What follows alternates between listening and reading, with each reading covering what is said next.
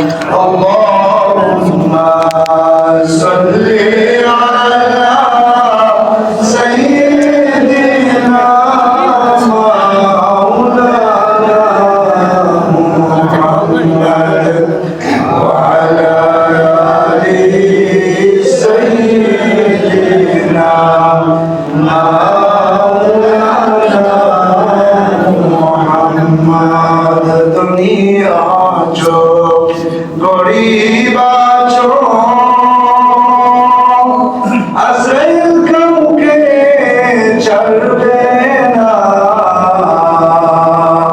कफन तुम्हार पड़ते होबे कबर होबे ठिकाना अल्लाहुम्मा सल्ली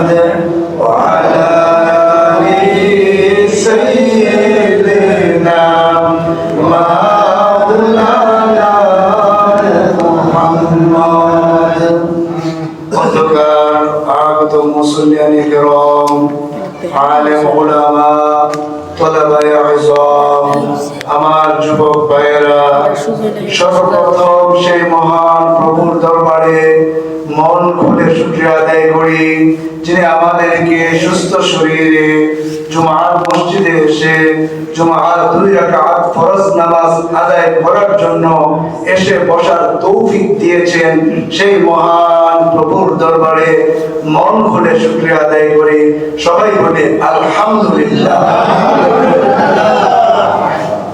আমি আপনি সুস্থ আছি বলে মসজিদে আসতে পারছি, এমন অনেকেই নাই যারা সুস্থতার নাই, জীবিত আছে কিন্তু তারা মসজিদে আসার সেই সৌভাগ্য তাদের হচ্ছে না।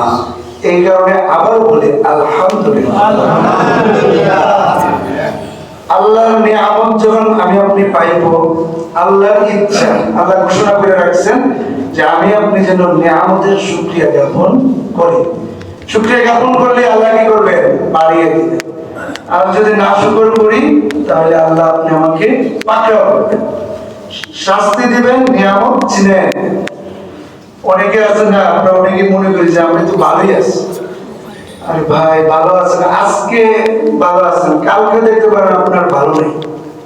এমন দেশে বিদেশে এমন ঘটনা ঘটতেছে, আজকে ভালো কালকে ভালো নাই। তো আমি আপনি ভালো আছি, এটার জন্য কি করতে হবে? সবসময় মনে মনে এই আলহামদুলিল্লাহ সেই বাক্যটা আমাদের সবসময় বলতে হবে যে আল্লাহ আমাকে ভালো রাখছো, যে অবস্থায় রাখছো আলহামদুলিল্লাহ। আমি যে আয়াত পাঠ করেছি আপনাদের নিকটে, হাদিস পাঠ করেছি, এটা হলো আল্লাহর ভয় নিয়ে আলোচনা হবে। আল্লাহকে ভয় করা অর্থাৎ তাকওয়া অবলম্বন করা। আল্লাহকে বন্ধু বানানো নিয়ে কয়েকদিন আলোচনা করেছিলাম। তো আজকে আলোচনা করবো যে আমি আপনি আল্লাহকে সর্ব অবস্থায় সব সময় হাটে ঘাটে মাঠে লুকালয়ে নির্জন যেখানেই থাকি না, আসমানে থাকি, জমিনের ভিতরে থাকি, পানির নিচে থাকি, যে কি অবস্থায় থাকি না কেন, ঘরের ভিতরে থাকি বাইরে থাকি, আমি আপনি আল্লাহকে ভয় করে চলব। আল্লাহ বলেন ইয়া আইয়ুহাল্লাযীনা আমানু তাকুল্লাহা হাক্কা তুকাতিহি ওয়া লা তামুতুন্না ইল্লা ওয়া আনতুম মুসলিমুন। হে ঈমানদার সকল, ইত্তাকুল্লাহ, তোমরা আল্লাহকে ভয় করো, হাক্কা তুকাতিহি, ভয় করার মতো ভয়। এটার আবার অর্থ আছে, ভয় করার মতো ভয় কেমনে আবার? যে মানুষের সামনে যেমন ভিতরে এমন হইবেন, অনেকে আছে আমরা মানুষের সামনে যেমন বাইরে আবার এমন, সামনে ভালো কিন্তু ভিতরে ভালো না। এই কারণে আল্লাহ বলেন কি হাক্কা তুকাতিহি, ভয় করার মতো ভয়। ওয়ালা তামুতুন্না ইল্লা ওয়া আনতুম মুসলিমুন, আর তোমরা পরিপূর্ণ মুমিন হওয়ার পর মৃত্যুবরণ করিও, অর্থাৎ কামা হুকুমুহু মুমিন, যে কিছু মানলাম কিছু না, আল্লাহর কিছু আয়াত মানলাম কিছু আয়াত মানলাম না, এমন মুমিন না। ফুলফিল মুমিন হওয়ার পর তোমরা মৃত্যুবরণ করিও, এটা হচ্ছে আয়াত। আল্লাহ নবী সাল্লাল্লাহু আলাইহি ওয়াসাল্লাম হাদিসে বলেন, ইয়া আবা যার, হে আবু যর, ইত্তাকিল্লাহ, তুমি আল্লাহকে ভয় করো, হাইসুমা কুনতা, তুমি যেখানেই থাকো না, যে অবস্থায় থাকো না কেন। মানুষের সামনে থাকলে ভয় ভয়, মানুষের সামনে না থাকলে নির্ভয়, এমন যাতে না হয়। কেউ আল্লাহ নবী সাল্লাল্লাহু আলাইহি ওয়াসাল্লাম বাইরে দিয়েছেন, হাইসুমা কুনতা, তুমি যেখানেই থাকো না,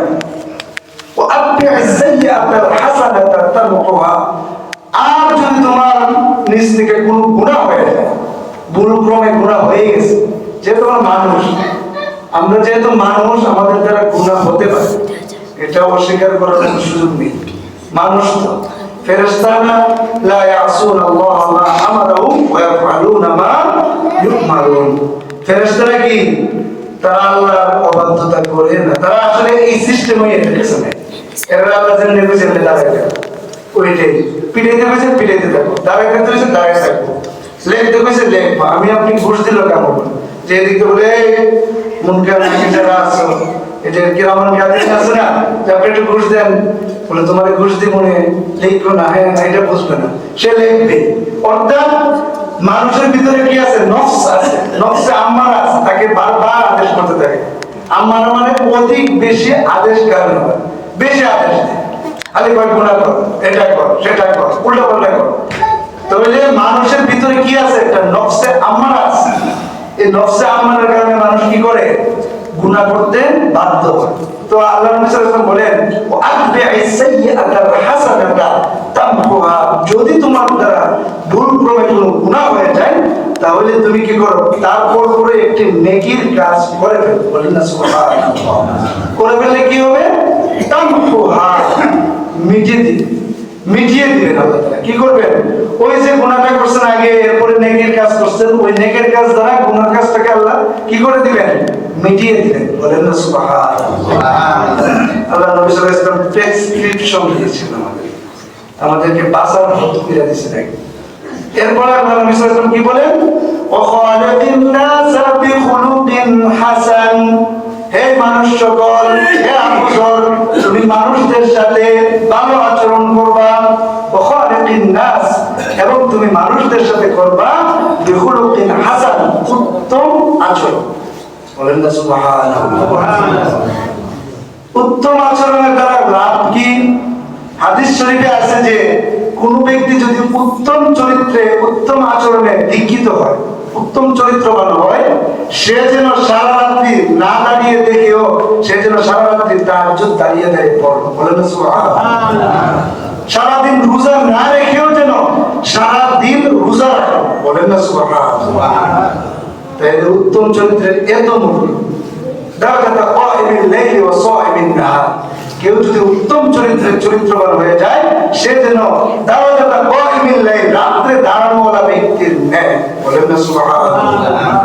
অথচ সে দাঁড়ায় না, সে সারা রাতে নামাজ পড়ে না, অথচ আল্লাহ কি করে তাকে সারা রাতে দাঁড়িয়ে দাঁড়িয়ে নামাজ পড়ার সময় তাকে দান করে দিবেন। বলেন না সুবহানাল্লাহ। ওয়াসাইমিন নাহার, এবং দিনের বেলা সে যেন নফল রোজা রাখে। বলেন না সুবহানাল্লাহ। আল্লাহ তাইলে আমাদের কি করতে হবে, উত্তম চরিত্রে চরিত্রবান হতে হবে। আমরা অনেকে বলি আমি মনে, আপনি মনে হয় ভালো জানেন, সহজ কথা, আমার একদম খোলামেলা। আপনি যদি ইমুনই হন তাহলে আপনি ইমুন হন না কেন? আরে আপনি ভালো হইতে না করছে কেন? ভালো হইতেন কেন? সুসাসটা পেশা বেশি দরকার। এবারে ওটা কয় কি, এরা যদি বলে তুমি দিয়ে মন উল্টা পাল্টা করলাম, আমি এমন হই, তাহলে আপনি এর কয়েন যে তুমি এমন হইলে এমন হতে পারো না, ভালো থেকে পয়সা লাগেনি, ভালো হয়ে যাও, শেষ, সহজ। ভালো হইলে তো মুত্তাকি দিব, আর মুত্তাকি হইলে তো জান্নাতে যেতে পারবে। আর নাহলে তো প্রতি রাস্তা রাস্তা আটকে দিব, এই রাস্তায় আটকে দিব, আটকে দিব, কুরবানকে আটকে দিব। এমন প্রতিটা পঞ্চগড়ে মিজান আছে, খুচরাতের স্কুল আছে, কবরস্থান আছে, এগুলিতে কি করে দিব? আমি আপনাকে আটকাইয়া দিব। এই কারণে আমাদের কি করতে হবে? চরিত্র এবং আচরণ ভালো করতে হবে। যাই হোক, এটা নবী সাল্লাল্লাহু আলাইহি ওয়াসাল্লামের একটা আমাদেরকে নসিহত।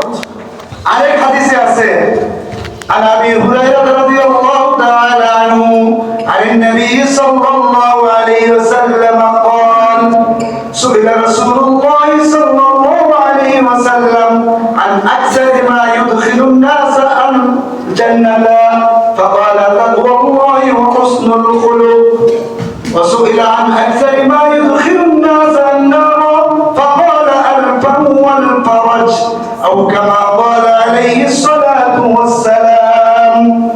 হযরত আবু হুরায়রা রাদিয়াল্লাহু তাআলা আনহু থেকে বর্ণিত, তিনি বলেন রাসূল সাল্লাল্লাহু আলাইহি ওয়াসাল্লামকে প্রশ্ন করা হলো, হে নবী আপনি বলেন জান্নাতে যাওয়ার সবচেয়ে সহজ রাস্তা কোনটা? যে কাজ করলে বেশি বেশি জান্নাতে প্রবেশ করবে? নবী সাল্লাল্লাহু আলাইহি ওয়াসাল্লাম বলেন তাকওয়াল্লাহি ওয়া হুসনুল খুলুক, আল্লাহর ভয় এবং উত্তম চরিত্র। বলেন সুবহানাল্লাহ। এই দুইটা কাজ যারা কাছে থাকবো এরা জান্নাতে প্রবেশ করবে। ওয়াসুইলা আন আকসারি মা ইউদখিলুন নাস আন-নার, এবং রাসূল সাল্লাল্লাহু আলাইহি ওয়াসাল্লামকে প্রশ্ন করা হলো, হে নবী আপনি বলেন কোন কাজ বেশি বেশি করলে বা কোন কোন জিনিস দ্বারা মানুষ বেশি বেশি জাহান্নামে যাবে? ফাকাল রাসূলুল্লাহ সাল্লাল্লাহু আলাইহি ওয়াসাল্লাম, রাসূল সাল্লাল্লাহু আলাইহি ওয়াসাল্লাম বললেন আল-ফামু ওয়াল ফারাজ, মুখ এবং লজ্জাস্থান। মুখ এবং লজ্জাস্থানের মাধ্যমে মানুষ বেশি বেশি জাহান্নামে প্রবেশ করবে। বলেন নাউযুবিল্লাহ। অর্থাৎ মুখ দ্বারা যাই তাই বললাম, যেটা মন চাইছে সেটাই করলাম, তাইলে আপনার জন্য জাহান্নাম প্রস্তুত আছে। এবং আল ফারাজ, লজ্জাস্থানের কুব্যবহার, নিজের স্ত্রী ছাড়া অন্য বেটির দ্বারা গেল, অন্য মেয়ের কাছে গেল, তাহলেও তাকে জাহান্নামে পড়তে হবে। এই কাজগুলোর মাধ্যমে সে জাহান্নামে প্রবেশ করবে। বলেন নাউযুবিল্লাহ। আপনার স্ত্রী আছে, বৈধ স্ত্রী কাছে যান, এক বিবাহ না হলে আরেক বিবাহ করেন, আপনি যে একটা না করে আরেকটা করেন, তারপর আপনার অবৈধ কাজে লিপ্ত হওয়ার কোনো সুযোগ ইসলামে নাই। যে হুজুর আমি তো সহ্য করতে পারি, আপনি সহ্য না করতে পারলে আপনি বিবাহ করেন, আপনার জন্য দারুণ মুক্ত আছে, কিন্তু আপনি অবৈধ কাজে লিপ্ত হওয়ার কোনো সুযোগ ইসলামে দেয় নাই। কঠোর থেকে কঠোর শাস্তির বিধান আছে ইসলামে। এই কারণে আমরা কি করবো না? অবৈধ কাজে লিপ্ত হবো না। যাই হোক, তো তাকওয়া যাদের ভিতরে থাকবে তারাই জান্নাতে প্রবেশ করতে পারবে। আল্লামা ইবনুল কাইয়িম রাহিমাহুল্লাহ তাআলা তিনি তাকওয়ার একটি সংজ্ঞায় বলেন যে হামিয়াতুল কলবি ওয়াল জাওয়ারিহি মিনাল আযামি ওয়াল মুহাররামাত। তাকওয়ার সংজ্ঞায় তিনি বলেন যে তাকওয়া হলো, এমনি সাধারণত তাকওয়ার শাব্দিক অর্থ হলো বাঁচা, আত্মরক্ষা করা, পরহেজ করা, নিরাপদ থাকা। আর যদি সংজ্ঞায় বলা হয় তাহলে ইবনুল কাইয়িম রাহিমাহুল্লাহ তাআলা তিনি কি বলেন? তিনি বলেন যে হামিয়াতুল কলবি ওয়াল জাওয়ারিহি মিনাল আযামি ওয়াল মুহাররামাত। হামিয়াতুল কলব, অন্তরকে রক্ষা করা, ওয়াল জাওয়ারিহ, পুরো শরীরকে রক্ষা করা। হুজুর অন্তরকে তো রক্ষা করে মুত্তাকি, তো আমার আটটা চলে বেশি, তাইলে তিনি মুত্তাকি। হুজুর আমার তো মন তো ঠিক আছে হুজুর, তবে আটটা খুব লম্বা, যাকে মন আছে তাকে তারপর মাইরা বসে, কিল মাইরা বসে, দৌড়াই, পিটাই, তাইলে আপনি মুত্তাকি হতে পারবেন না। ইবনে কাইয়্যিম রাহিমাহুল্লাহ তিনি বলেন যে হামিয়াতুল কলব ওয়াল জাওয়ারিহ, অন্তরকেও বাঁচানো, জাওয়ারিহ মানে তার সমস্ত শরীরের অঙ্গ প্রত্যঙ্গ, অর্থাৎ দুই পা, দুই হাত এবং মুখমণ্ডল যা আছে, বডি দ্বারা একবারে বডি খুব বড়, একবারে ছোট চিকনি করে টাকা মারলো, হুজুর কিচ্ছু করছে না, একটা টাকা এনে দিছে, তাহলে আপনি মুত্তাকি হতে পারবেন না। হুজুর কিছু করলাম না, তাহলে একটু টাইট করে খাবে, একটু টাকা দিছিল বুঝে গেছে, তাইলে আপনি মুত্তাকি হতে পারবেন না।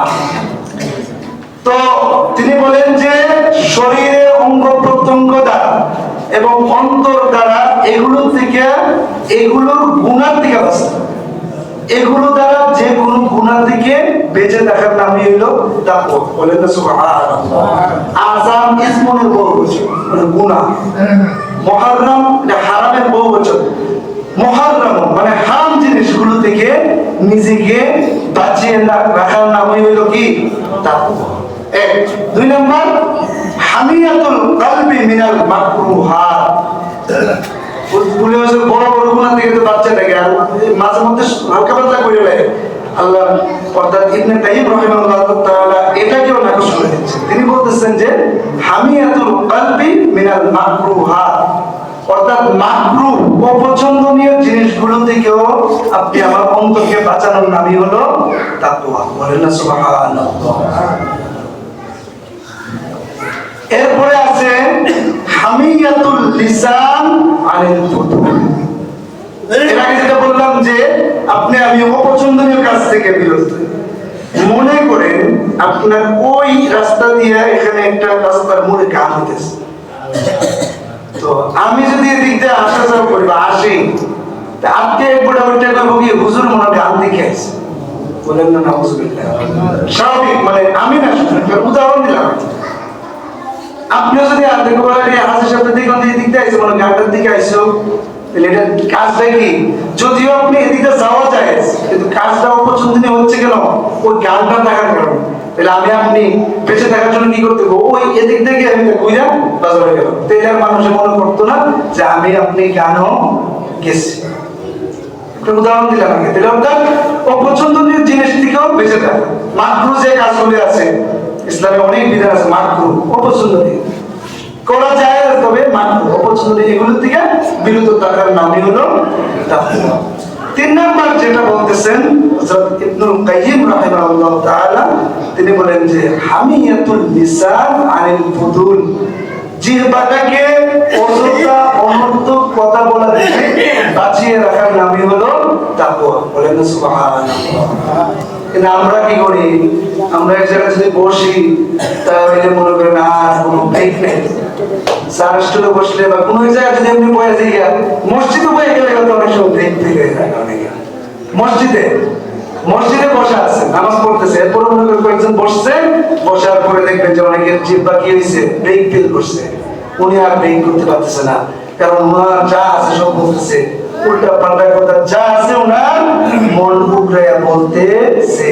তাইলে বোঝা গেল মুখ বেশি চললো আপনি মুত্তাকি হতে পারবো না। ইবনুল কাইয়্যিম রাহিমাহুল্লাহ তাআলা পরিভাষায়। তাইলে তাকওয়ার সংজ্ঞা থেকেও আমাদের শিক্ষণীয় আছে কি, যে আমাদের পুরা শরীরকে আমরা কোনো খারাপ কাজে ব্যবহার করব না, অন্তরকেও খারাপ কাজে ব্যবহার করব না, মাকরুহ কাজ থেকেও বিরত থাকব, এবং লিসানকে, জিহ্বাকে সব ধরনের আজাইরা আলাপ থেকে নিজেকে বিরত রাখবো। নিজেকে প্রশ্ন করবো যে এই কথাটা না বললেও হয়ে নেই, যদি মনে মনে ভাবেন যে না করলেও তাহলে না পেয়ে হয়। অনেক আছে না, মমতায় কথা কয়া দেয় রে, এই দাঁড়া কই যায়, পরে দূর থেকে কই যায় কিন্তু আরেকবার কলজের মধ্যে সিরে মিলাই পড়লো, আরেকবার শরীরে আগুন লাগাইয়া পড়লো। আর যদি বেড়া যদি খারাপ হয় তাহলে তো খবর আছে, তাহলে আপনার বিপদটা কি আসবে? জিহ্বার কারণে আমরা কি করবো না, অযথা কথা বলবো না। আরেক সংজ্ঞা দেন তিনি বলেন, মালিক ইবনে আনাস তিনি বলেন যে তাকওয়া কাকে বলে? হিয়া রিদা বিল কাদা ওয়া সাবরুন আলাল বালা ওয়া শুকরুন আলান নি'মা। হযরত মালিক ইবনে আনাস রাদিয়াল্লাহু তাআলা আনহু থেকে বর্ণিত, তিনি বলেন তাকওয়া বলা হয় রিদা বিল কাদা। আল্লাহ আপনি আমার ব্যাপারে যা কিছু ফয়সালা করেছেন, ওই ফয়সালার উপরে রাজি মন্দি হয়ে যাওয়া, রেজামন্দি হয়ে যাওয়া,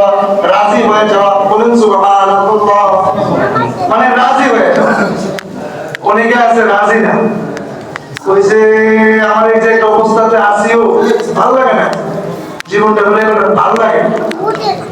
ফুতে গালি দিছে মরে গেছে গা, এমন ঘটনা আছে না? বউ গালি দিছে মরে গেছে, অথচ আল্লাহ তার কাছে তার জীবনটা আমানত দিছিল। কেন গালি দিছে শাস্তে? পারলে মাফ করে দেন, আল্লাহ ছেড়ে দেন, সরাই দেন। তারপর আপনি বললেন কেন? আপনি তো বলা যায় নাই। রেদা বিল কাদা, আল্লাহ যা কিছু ফয়সালা করবেন, যা কিছু ফয়সালা হয়ে গেছে এটার উপর রাজি হইতে হইব, তাইলে আমি মুত্তাকি। বলে আল্লাহ আমারে কালো বানাই লাগে রে, ভালো লাগে না, তাইলে আপনি মুত্তাকি হতে পারেন নাই। আমারে গরিব বানাই না কেন, ভালো লাগে না, তাইলে আপনি মুত্তাকি হতে পারেন নাই। আমি মুত্তাকি হতে পারি নাই। অর্থাৎ আল্লাহ যে অবস্থায় যেভাবে রাখছে সেই অবস্থার উপরে আমি আপনি রাজি হয়ে যাইতে হইব। বলেন সুবহানাল্লাহ। রিজা বিল কাদা ওয়া সাবরুন আলাল বালা, যদি কোনো মুসিবত আছে ওই মুসিবতের উপরে ধৈর্য ধারণ করা। আমরা কিন্তু আবার মুসিবত এলে ধৈর্য ধারণ করি না। যদি বলা হয় যে আপনার পিতা মারা গেছে, এমনি চিৎকার শুরু হয়ে যায়, চেঁচামেচি শুরু হয়ে যায়, কাপড় টাইনা ছিঁড়া ফেলায়, দাড়ি টাইনা ছিঁড়া ফেলায়, বুতাম টাইনা ছিঁড়ে ফেলে, এটার নাম তাকওয়া নয়। তাকওয়া বলা হয় ওয়াসবরুন আলাল বালা। যে কোনো মুসিবতে আসে না কেন আপনি ওই মুসিবতের উপর ধৈর্য ধারণ করতে হবে। যদি আপনি ধৈর্য ধারণ করতে পারি তাহলে আমি মুত্তাকি। আল্লাহর তৈরি সেই সুন্দর জান্নাত আপনি আমার জন্য প্রস্তুত করা হয়েছে। বলেন সুবহানাল্লাহ। তাহলে মুসিবত আসলে কি করতে হবে? ধৈর্য ধারণ করতে হবে। ওয়াশুকুরুন আলান নি'মা, এবং তিনি বলতেছেন মালিক ইবনে আনাস রাহিমাহুল্লাহ তাকওয়ার সংজ্ঞায় তিনি বলেন যে ওয়াশুকুরুন আলান নি'মা, নিয়ামত সমূহের উপরে শুকরিয়া জ্ঞাপন করা, কৃতজ্ঞতা জ্ঞাপন করা। বলেন সুবহানাল্লাহ। আমরা কি কৃতজ্ঞতা জ্ঞাপন করি? করি না। আমরা আরো লাগবো, বলেন লাগবো, আরো লাগবো, যতটুকু আছে এতটুকুই শেষ না, ওনার আরো লাগবো। হারাম হোক হালাল হোক, যেভাবেই হোক, দখল কইরা হোক, গাছ দখল কইরা হোক, মাটি দখল কইরা হোক, বাড়ি দখল কইরা হোক, যেভাবেই হোক তার লাগবো, আরো লাগবো। অথচ তার কাছে যতটুকু আছে অতটুকুই সে নিয়ামত পাইয়া শুকরিয়া জ্ঞাপন করতে পারে। আমরা কি করি? করি না। আরে আপনার দোষ কেন আছে? আপনি কি আরেকবার খেতে হবে? এত মানে বেহায়া কেন? এত বেদবিস কেন? আপনি এত মানব সমস্যা কেন আপনার? মরার পরে তো শুরু হয়ে যাবে।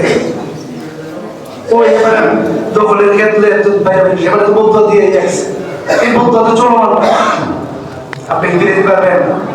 কেউ কেমন ক্ষমতা আছে যে খবর হুজুর আমার তো খেতে খবর হয়ে যাবো, চাইবো আপনি আমার সাথে কেউ এই খবর আছে? কেউ এখন বর্তমানে কত কোটিপতি শুয়ে আছে না এখানে? আমি আপনার ছেলেরাকে বুঝে নিয়েছি গিয়া, অনেকে তো ভুলেই গেছে, অনেক ছেলে মেয়েরা ভুলেই গেছে, বছরের একবার যান বাবার খবরে।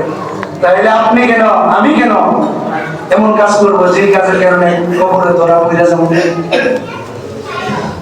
আলী রাদিয়াল্লাহু তাআলা আনহু তিনি বলেন তাকওয়া বলা হয় আল খাউফু মিনাল জালিল ওয়াল আমালু বিত তানজিল ওয়াল কানাআতু বিল কলিল ওয়াল ইস্তিআদাদু লিয়াউমির রাহিল। তাকওয়া বলা হয় আল খাউফু মিনাল জালিল, আল্লাহকে ভয় করে চলা, সব সময় হাটে ঘাটে মাঠে প্রকাশ্যে নির্জনে লুকালয়ে, মানুষের সামনে মানুষের পিছনে, বিমানে হোক জাহাজে হোক পানির নিচে হোক পাহাড়ের চূড়ায় হোক, যেখানেই হোক না কেন আপনি আল্লাহকে ভয় করে চলার নামই হলো তাকওয়া। আল খাউফু আনিল জালিল ওয়াল আমালু বিত তানজিল, এবং কুরআন অনুযায়ী আমল করা।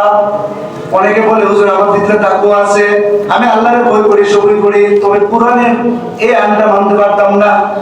অনেক আছে না এমন, তারা কিছু মানে কিছু মানে না। আবার তুমিনুনা বিবাদিল কিতাব ওয়া তাকফুরুনা বিবাদ। আরে তোমরা কি কিছু কিতাবকে মানো আর কিছু মানো না? বিষয়টা এমন হয়ে গেছে। আল্লাহ আয়াত নাযিল করছে নাকি যারা কাফের ছিল, মুশরিক কাফের, তাদেরকে বলছিল এরা কয় যে আমরা আল্লাহ মানি, তবে পাশাপাশি ওই খোদা ঈসা আলাইহিস সালামের খোদা মানি, এমন উল্টাপাল্টা বল না। তখন আল্লাহ আয়াত নাযিল করছিলেন আবার তুমিনুনা বিবাদিল কিতাব ওয়া তাকফুরুনা বিবাদ। কিছু মানো আর কিছু না মানলে এটা তো হবে না। ফুলফিল মানতে হবে। বলেন কি করতে হবে ভাই? ফুলফিল মানতে হবে। কোরআন মানলে আপনাকে 16 আনাই মানতে হবে। এখানে আল্লাহ আলী রাদিয়াল্লাহু তাআলা তিনি বলেন ওয়াল আমালু বিত-তানজিল, কোরআন অনুযায়ী আমল করা, ওয়াল কানাআতু বিল কলিল, অল্পে তুষ্টি অর্জন করা। বলেন সবাই তো বলেন তো, অল্পে তুষ্টি অর্জন করা। আমি আপনাকে যে অবস্থায় আল্লাহ রাখছেন, আমাকে যতটুকু দিয়েছেন অতটুকুতে আমি আপনি শুকরিয়া জ্ঞাপন করব। যদি আমি আপনাকে আল্লাহ তাআলা যা দিয়েছেন তার উপর শুকরিয়া জ্ঞাপন করতে পারি, তাহলে আমি আপনি জীবনে, দুনিয়ার জীবনে একটি জান্নাতি জীবন পেয়ে যাব। বলেন সুবহানাল্লাহ। আর যদি সারাদিন বলতে থাকি না না আমার এটা নাই ওটা নাই ওইটাই দেব, দরকার হয় শাস্ত্র ভাই জাকাত দখল করে ওই দেব, যা হোক তাই যেভাবেই হোক না কেন আমাকে ওটা চাই ওইটা চাই, তাহলে আপনি দুনিয়া তো জাহান্নামের কিছু রূপরেখা দেখবেন। মনে শান্তি নাই, ঘুমায় শান্তি নাই, সব সময় অশান্তি আর অশান্তি, মরার পরে অশান্তি। মরার পরে শান্তি না। আপনাকে আমি যে দখল করলাম, আমি আপনি যে আরেকবার কাছে লেগে পাড়া দিলাম, দেওয়ার পরে যে মরলাম, এরপরে কি অশান্তি হবে না? হবে, অশান্তি হবে ভাই যান। আপনি যাই কর না কেন আমার চুক্তি দিয়া সারা পৃথিবীর হুজুরে আলেমুলামরে চুক্তি দিয়া যাই বোঝান না কেন আপনার কিন্তু কবরে আযাব হবে ভাই। ধরা পড়বেন আপনি, আমি ধরা পড়ব, আমি আপনি ধরা পড়বই পড়ব।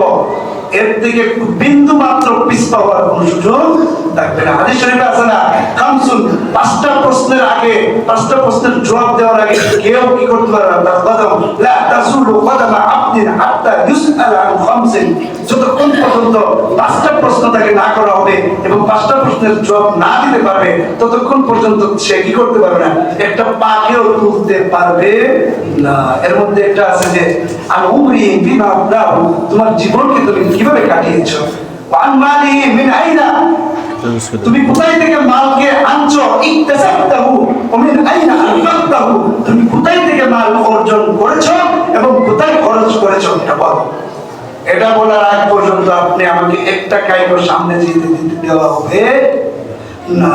ওয়ান শাবাবি, তোমার যৌবনকাল তোমাকে দিয়েছিলাম, ফিমা আবলাহু, তুমি কোথায় কাটিয়েছো, তুমি কোথায় তোমার যৌবনকালটাকে শেষ করে দিয়েছো। নামাজ পড়ছিলাম, এভাবে আল্লাহ তাআলা কি করবেন, জিগাইবেন। এরপরে কি আলী রাদিয়াল্লাহু তাআলা তিনি বলেন ওয়াল ইস্তিআদাদু লিয়াউমির রাহিল, এবং যারা তাকওয়াওয়ালা হবে, মুত্তাকি হবে, তারা কিয়ামতের দিবসের জন্য প্রস্তুতি গ্রহণ করবে। বলেন সুবহানাল্লাহ। তারা যদি আমি আপনি যদি কিয়ামতের দিনের জন্য প্রস্তুতি না নেই, তাহলে আপনি আমি মুত্তাকি হতে পারবো না। কারণ কিয়ামতের দিবসের হালতটা কেমন হবে আল্লাহ একাই জানেন। يوم يفر المرء من أخيه وأمه وأبيه وصاحبته وبنيه لكل امرئ منهم يومئذ شأن يغنيه। সেদিন এমন একটা দিন হবে ইয়াফিরুল মারউ মিন আখিহি, ভাই তার ভাই থেকে দৌড়তে থাকবে, পিতা তার ছেলে থেকে দৌড়তে থাকবে, ছেলে তার পিতা থেকে দৌড়তে থাকবে, মা তার সন্তান থেকে দৌড়তে থাকবে, সন্তান তার মা থেকে দৌড়তে থাকবে। স্ত্রী কইব যে আমি জীবনে বিবাহ বসি নাই, স্বামীও বলে উঠবো আমিও কোনোদিন বিবাহ করি নাই। লিকুল্লি মুরিইন মিনহুম ইয়াউমাইযিন শা'নুন ইউগনিহি, প্রত্যেকেই সেদিন যার যার নিজেকে নিয়ে ব্যস্ত থাকবে, বলবে ইয়া নাফসি ইয়া নাফসি, আল্লাহ আমারে বাঁচাও আমারে বাঁচাও। প্রত্যেকে নিজের নিয়ে ব্যস্ত থাকবে, কোনোদিন কেউ কাজে আসবে না। হ্যাঁ, পরবর্তীতে হিসাব নেওয়ার পরে যদি কারো জাহান্নাম প্রস্তুত হয়ে যায়, কারো যদি ছেলে থাকে হাফেজ সাহেব আর সে যদি আমলদার হয়ে থাকে, তাহলে আল্লাহ তাকে ওই হাফেজ সাহেব ছেলেকে বলবে তুমি তোমার পরিবার থেকে যারা জাহান্নাম নির্যাতিত হয়ে গেছে এর থেকে 10 জনকে তুমি সুপারিশ করে জান্নাতে নিয়ে যাও। বলেন সুবহানাল্লাহ। তাহলে একটা আলেম ছেলে বানাইলে ভালো হবে না খারাপ হবে ভাই? একটা হাফেজ বানাইলে, অনেকে আছে নিজের ছেলে মেয়েদেরকে ডিগ্রি পাস করা, সবাই ডিগ্রি ভালো, অথচ উনি একটা ছেলেকে আলেম বানায় নেই, হাফেজ বানায় নেই। কোন হাফেজ আলেম না খেয়ে মারা গেছে প্রমাণ দিতে পারবেন কেউ আছে? না খেয়ে বসছেন না, আলেম হাফেজ না খেয়ে মারা গেছে বা কোন চাকরির জন্য আত্মহত্যা করে মারা গেছে এমন হয়েছে, কিন্তু সাধারণ পাস যারা আছে এমন হাজার হাজার 24 লক্ষ, আমি একটা হিসাবে দেখছিলাম যে 24 লক্ষ মাস্টার্স পাস বাংলাদেশে এখনো বেকার আছে না? এমন অনেকে আছে ছাদের উপর থেকে, ঢাকা বিশ্ববিদ্যালয়ের ছাদের উপর থেকে লাফ দিয়ে আত্মহত্যা করেছে, অথচ সে তার অনেক ডিগ্রি ছিল, সে আত্মহত্যা করলো কেন? উত্তর, সে দুনিয়ার লোভে পড়ছে, দুনিয়ার দিকে তাকাইছে।